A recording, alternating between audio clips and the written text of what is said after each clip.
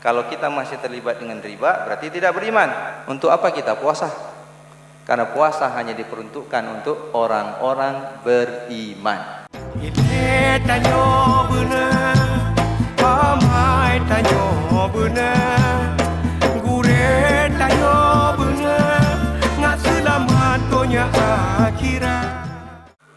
Bismillahirrahmanirrahim. Assalamualaikum warahmatullahi wabarakatuh. Alhamdulillahi rabbil alamin wal 'aqibatu lil muttaqin wala udwana illa 'alal zalimin. Asyhadu an la ilaha illallah wahdahu la syarika lah wa asyhadu anna sayyidana wa nabiyyana Muhammad sallallahu alaihi wasallam. Allahumma la 'ilma lana illa ma 'allamtana innaka antal 'alimul hakim wa tub 'alaina innaka antat tawwabur rahim. Wa qala Allah ta'ala fil Qur'anil Karim wa huwa asdaqul qailin. A'udzu billahi minasyaitonir rajim.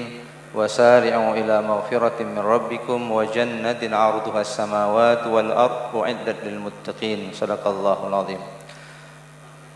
Alhamdulillah, sidang jamaah salat Isya dan tarawih yang dimuliakan Allah, kita berdoa kepada Allah Subhanahu wa taala semoga amal ibadah yang sudah kita lakukan di bulan suci Ramadan ini diberikan pahala yang terbaik kepada kita semua. Dan kita juga berdoa kepada Allah Subhanahu wa taala semoga Allah menganugerahkan kepada kita keistiqomahan untuk terus taat dan patuh kepada perintah Allah Subhanahu wa taala sampai ajal menjemput nyawa, dan mudah-mudahan kita semua yang hadir di sini meninggal dalam husnul khatimah. Amin ya rabbal alamin. Jamaah yang dimuliakan oleh Allah Subhanahu wa taala, pada satu hari Rasulullah SAW mengatakan uhdurul mimbar. Hadis yang ingin saya sampaikan pada malam ini telah saya ulang di beberapa masjid yang terutama ketika jamaahnya banyak. Jamaah yang dimuliakan oleh Allah Subhanahu wa taala.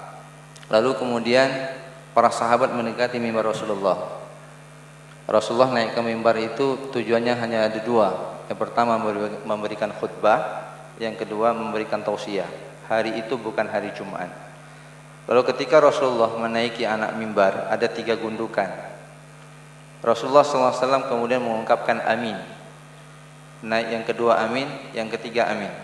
Sampai ke atas mimbar, Rasulullah langsung turun. Bingung para sahabat, lalu bertanya, ya Rasulullah, tidak pernah kami melihat apa yang terjadi pada hari ini. Lalu Rasulullah SAW menjelaskan bahwa ketika beliau naik ke atas mimbar, datang malaikat Jibril. Lalu malaikat Jibril meminta Rasulullah mengaminkan doa yang dibacakan oleh malaikat Jibril. Jadi Jibril yang berdoa, Rasulullah sallallahu alaihi wasallam yang mengaminkannya. Maka doa ini pasti diterima. Jamaah yang dimuliakan oleh Allah Subhanahu wa taala, apa yang dibaca oleh malaikat Jibril yang kemudian diaminkan oleh Rasulullah sallallahu alaihi wasallam? Bu'dun man adraka Ramadan falam yughfaru lahu. Celakalah, benar-benar celaka orang yang bertemu dengan bulan suci Ramadan tapi dia tidak mendapatkan ampunan dari Allah Subhanahu wa taala. Jamaah yang dimuliakan oleh Allah, itu yang pertama. Yang kedua, bu'dun man dzukirta indahu falam yusalli 'alaika fadakhalan nar. Celakalah orang yang menyebut namamu ya Muhammad tapi dia tidak berselawat kepadamu, maka dia masuk ke dalam neraka jahanam. Dan yang ketiga, jamaah yang dimuliakan oleh Allah, malaikat Jibril mengatakan celakalah bagi seseorang yang mempunyai 2 orang tuanya atau salah satu di antara keduanya tapi tidak menyebabkan dia masuk ke dalam syurga. Ini 3 hal yang kita bahas. Yang pertama, celakalah kita ketika bertemu dengan bulan suci Ramadan, dosa kita tidak diampuni. Hadis ini menunjukkan, ini hadis riwayat Baihaqi, ada indikasi bahwa tidak semua yang hadir dalam bulan suci Ramadan akan mendapatkan ampunan dari Allah Subhanahu wa taala. Padahal Rasulullah sallallahu alaihi wasallam mengatakan, "Man qama ramadhana imanan wa ihtisaban ghufira lahu ma taqaddama min dzambi." Barang siapa yang mendirikan malam-malam Ramadan, qiyamul lail, tarawih dia, tahajud dia, maka Allah Subhanahu wa taala akan mengampuni ma taqaddama, menggunakan ma isim mausul yang menunjukkan kepada semua hal akan diampunkan oleh Allah Subhanahu wa taala. Tidak cukup di malam harinya, Rasulullah kemudian mengatakan man shoma ramadhana, barang siapa berpuasa di siang harinya, maka dia juga akan mendapatkan ampunan. Ternyata jemaah yang dimuliakan oleh Allah, ada indikasi, ada orang yang kemudian dia berpuasa, ternyata dia tidak mendapatkan ampunan dari Allah Subhanahu wa taala. Hadis lain, Rasulullah sallallahu alaihi wasallam mengatakan, "Kam min shaimin laisa lahu min siyamihi ilal ju' wal 'atash." Begitu banyak orang yang berpuasa tidak dapat apa-apa kecuali lapar dan dahaga saja. Dalam hadis yang lain juga dikatakan, begitu banyak orang yang melakukan qiyamul lail tidak dapat apa-apa kecuali dia lelah-lelah saja. Nah, jemaah yang dimuliakan oleh Allah, pertanyaannya, apa yang menghijab sehingga kemudian kita beribadah kepada Allah tidak diterima? Di dalam surah Al-Baqarah, rentetan daripada perintah Allah Subhanahu wa taala untuk berpuasa. Allah Subhanahu wa taala pada surah Al-Baqarah 187 mengatakan, "Wa iza sa'alaka 'ibadi anni fa inni qarib ujibu da'watad da'i idza da'an falyastajibu li wal yu'minu bi la'allahum yarshudun." Wahai Muhammad, jika ditanya kepadamu di mana posisiku, jawablah aku dekat. Aku merespon, aku menjawab, aku menerima semua doa yang diminta oleh hambaku. Syaratnya ada dua. Falyastajibu li, respon perintahku, tinggalkan laranganku, wal yu'minu bi, yakini terhadap perintah yang telah aku perintahkan. Nah, jemaah yang dimuliakan oleh Allah, merespon perintah Allah bukan hanya sholat, bukan hanya puasa, bukan hanya zakat. Ayat Al-Quran itu ada 30 juz. Semua ayat itu harus kita lakukan ketika diperintahkan oleh Allah. Ketika ada larangan maka harus kita tinggalkan. Perkara yang paling besar yang menyebabkan ibadah kita, pertobatan kita dihijab oleh Allah, ditolak oleh Allah Subhanahu wa taala, perkara yang paling besar adalah masih kita terlibat dengan makanan haram. Jamaah yang dimuliakan oleh Allah Subhanahu wa taala, apa landasannya? Apa buktinya? Saya tunjukkan 3 saja pada malam ini dalam waktu yang singkat. Yang pertama, firman Allah Subhanahu wa taala di dalam surah Al-Baqarah 186 dengan 168 dengan 172. Di 168 Allah Subhanahu wa taala mengatakan, ya ayyuhan nas, panggilannya untuk manusia muslim dan non muslim. Kulu mimma fil ardi halalan thayyiba. Makanlah, carilah pendapatan, usahalah, bekerjalah, syaratnya 2, halal lagi baik. Itu parameternya, halal lagi baik. Dipanggil orang manusia semuanya, muslim dan non muslim. Ketika Allah memanggil di 172-nya Al-Baqarah, yang dipanggil orang beriman, halalnya dibuang. Ya ayyuhalladzina amanu kulu min thayyibat. Halalnya dibuang. Pertanyaannya, apakah orang mukmin tidak perlu halal? Jamaah yang dimuliakan oleh Allah, halal itu ada dalam konstruksi keimanan. Maknanya apa? Jikalau orang beriman masih mencari sesuatu yang diharamkan oleh Allah, maka jamaah yang dimuliakan oleh Allah ada masalah dengan imannya kepada Allah Subhanahu wa taala. Jadi dia masih meninggalkan ayat yang menyuruh kita mencari sesuatu yang halal. Dia tidak percaya dengan ayat itu. Bukti yang kedua, jamaah yang dimuliakan oleh Allah, dalam mencari harta, dosa yang paling besar hari ini adalah dosa riba. Dosa riba. Jamaah yang dimuliakan oleh Allah, Allah katakan di dalam surah Al-Baqarah ayat 278, ya ayyuhalladzina amanu taqullaha wa dharu ma baqiya minar riba in kuntum mu'minin. Hai orang-orang yang beriman, bertakwalah kamu kepada Allah. Beriman belum tentu bertakwa, maka orang beriman berproseslah kita menjadi orang bertakwa. Dan ternyata pencirian orang yang bertakwa, wa dharu ma baqiya minar riba, dia meninggalkan perbuatan riba. Lalu Allah tutup, in kuntum mu'minin, jikalau kamu beriman. Makna mafhum mukhalafahnya, kalau kamu tidak beriman silakan lakukan riba. Orang beriman ingin bertakwa kepada Allah, pencirian orang bertakwa dia meninggalkan riba. Kalau dia terlibat dengan riba berarti dia tidak beriman kepada Allah. Kalau dia beriman kepada Allah maka dia meninggalkan riba. Jamaah yang dimuliakan oleh Allah, kalau kita masih terlibat dengan riba berarti tidak beriman. Untuk apa kita puasa? Karena puasa hanya diperuntukkan untuk orang-orang beriman. Ya ayyuhalladzina amanu kutiba alaikumusiyam. Jadi apabila kita hari ini berpuasa, sekarang kita sholat, nanti kita tarawih, besok kita subuh, besok paginya kita terlibat dengan riba, rugi kita sholat, rugi kita puasa. Ayat sholat kita imani, ayat riba kita tinggalkan. Berarti kita belum beriman. Falyastajibuli, sempurnakan perintahku. Perintah sholat kita lakukan, perintah riba tidak kita tinggalkan. Berarti ada problem dengan keimanan kita kepada Allah Subhanahu wa taala. Jemaah yang dimuliakan oleh Allah Subhanahu wa taala, pengharaman riba di dalam surah Al-Baqarah ayat 275. Allah Subhanahu wa taala mengatakan, alladzina ya'kuluna riba la yaqumu, orang-orang yang makan riba itu tidak bisa berdiri. Jadi dia berdiri dalam keadaan sempoyongan. Dalam tafsir Ibnu Katsir dijelaskan, ini terjadi nanti ketika dia dibangkitkan di yaumil qiyamah. Ibnu Katsir mengambil hadis, ini tafsir bil ma'sur. Hadis yaitu hadis tentang Isra Mi'rajnya Rasulullah. Rasulullah melihat ada seseorang yang perutnya begitu besar. Kal buyut, dalam tafsir dikatakan sebesar rumah. Nah, jemaah yang dimuliakan oleh Allah, lalu Rasulullah bertanya, "Ya malaikat Jibril, siapa dia?"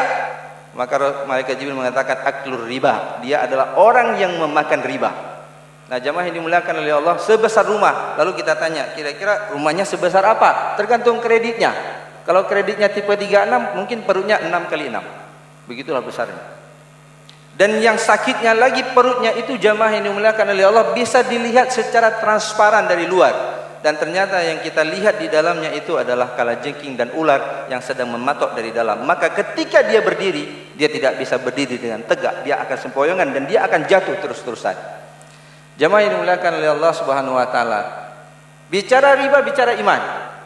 Lalu kemudian kita tanya, bisa nggak riba dibuktikan secara saintifik bahwa dia menghancurkan ekonomi? Bisa, Pak.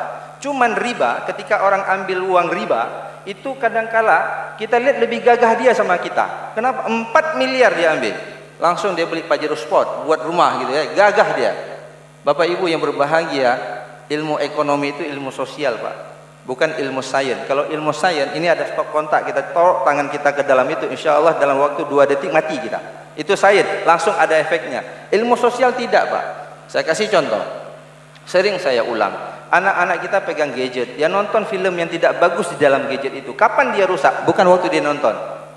Nanti ketika dia SMP, ketika dia SMA, ada peluang dia buat yang tidak baik, kemudian dia lakukan. Riba itu bukan sekarang rusaknya, Pak. Ketika ambil uang riba, gagah kali dia, Pak. Usahanya set naik, 10 tahun kemudian dia kolep, Pak. Kenapa? Allah katakan, yamhaqullahu riba, mereka yang mengambil riba kuhancurkan hartanya, wa yurbis sadaqat, sedekah yang dikeluarkan kuribakan, kata Allah, akan aku tambahkan. Nah, jemaah yang dimuliakan oleh Allah Subhanahu wa taala, bukti yang terakhir, 2 menit lagi. Hadis Rasulullah sallallahu alaihi wasallam. Hadis riwayat Muslim, nomor hadis 1015. Kalau dalam kitab Arba'in Imam Nawawi, hadis nomor urut nomor 10, Allah katakan, innallaha thayyibun la yaqbalu illa thayyiba. Allah itu baik, tidak menerima kecuali sesuatu yang baik. Celeng lewat, masukkan uang. Kalau itu uang riba tidak diterima sama Allah. Kalau uang itu uang curian tidak diterima. Itu uang korupsi tidak diterima. Di akhir hadis itu, jemaah yang dimuliakan oleh Allah, Rasulullah kemudian menjelaskan ada seorang pemuda yang dia melakukan safar, doanya mustajabah, dia mengangkat tangan, SOP-nya masuk, lalu dia menyebut nama Allah, ya Rabb, ya Rabb, ya Rabb. Jadi kalau kita berdoa itu angkat tangan, lalu kemudian sebut nama Allah 3 kali. Maka Allah mengatakan, aku malu, tangannya turun, doanya tidak diterima. Aku malu, kata Allah. Jadi pemuda ini dalam keadaan mustajabah itu doa. Kalau tempat mustajabah itu Madinah, Nabawi, Haram, Raudhah, Multazam, Hijr Ismail, itu tempat. Kalau keadaannya ketika sujud, kalau keadaannya ketika hujan turun, antara azan dengan iqamat, itu keadaan di mana kita mustajabatud doa. Pemuda ini mustajabatud doa, keadaannya lagi safar. Lalu kemudian dia berdoa ikuti SOP. Tapi kata Rasulullah, wa mat'amu haram wa mashrabu haram wa ghudhiya bil haram fa anna yustajabu lahu. Makan yang ia makan haram, minum yang ia minum haram, dia pakai pakaian yang haram, bagaimana kemudian doanya diterima oleh Allah Subhanahu wa taala? Jamaah yang dimuliakan oleh Allah, seorang sahabat Rasulullah, Muaz, datang kepada Rasulullah lalu mengatakan, ya Rasulullah, ya Rasulullah, tolong doakan aku supaya aku ketika berdoa mustajab itu doa. Maka kemudian Rasulullah mengatakan, wahai Muaz, kalau kamu ingin doa kamu mustajabah, maka perbaiki cara makanmu. Wahai Muaz, apabila engkau makan makanan yang haram masuk ke dalam perutmu, ibadahmu tidak diterima 40 hari. Puasa cuma 30 hari, Bapak Ibu yang dimuliakan Allah. Puasa cuma 30 hari. Kalau hari ini kita makan sesuatu yang diharamkan oleh Allah, ribakah dia atau korupsi dia atau curian dia, maka selama 40 hari ibadah kita tidak diterima. Kita tambah dengan Syawal 6 hari, baru 36 hari. Inilah yang kemudian menghijab doa kita. Jamaah yang dimuliakan oleh Allah, saya tidak menyuruh teman-teman yang bekerja di bank konvensional untuk keluar. Tidak. Kalau Anda keluar, Anda hanya melakukan pertobatan untuk diri Anda sendiri. Segera bertobat. Tapi yang kita lakukan hari ini di Aceh dengan ada konon lembaga keuangan syariah, di tahun 2020 nanti semua lembaga keuangan ini wajib syariah, maka Anda lebih bagus bergerak mendorong lembaga perbankan Anda untuk segera konversi ke syariah. Ketika itu konversi, maka semua nasabah yang ada di bank tersebut insya Allah pasti akan mengikuti syariah. Dan saya berpesan kepada para aktivis, kepada para pekerja bank syariah, hati-hati. Hati-hati. Hati-hatinya apa? Jangan Anda mengatakan bank saya sesuai dengan syariah. Anda jual ayat Allah, tapi ternyata Anda masih riba. Rasulullah sallallahu alaihi wasallam mengatakan dalam hadis yang diriwayatkan oleh Baihaqi, ada 3 golongan di yaumil qiyamah yang Allah tidak akan pernah mengajaknya untuk berbicara dan dia dimasukkan ke dalam neraka. Dia melakukan transaksi bisnis menggunakan nama Allah untuk cari keuntungan, tapi dia melakukannya tidak sesuai dengan apa yang diperintahkan oleh Allah. Jamaah yang dimuliakan oleh Allah, bulan Ramadan adalah bulan pertobatan. Mari kita bertobat dari harta yang haram. Rentetan dari ayat wala taqulu amwalakum bainakum bil batil. Jangan pernah mengambil harta yang batil. Curiankah dia? Ribakah dia? Curang dalam takaran dan timbangan, tipu dalam jual beli, semuanya haram, Pak. Kalau itu masih kita konsumsi, akan menghambat pertobatan kita kepada Allah. Mari di bulan suci Ramadan ini kita jadikan ini Ramadan terbaik kita. Pertobatan sama Allah mudah, pertobatan dari harta haram, kembalikan dia, baru kemudian itu akan diterima. Mudah-mudahan Allah Subhanahu wa taala menjadikan Ramadan ini adalah Ramadan terbaik sepanjang hidup kita. Hadanallahu wa iyyakum ajmain. Assalamualaikum warahmatullahi wabarakatuh.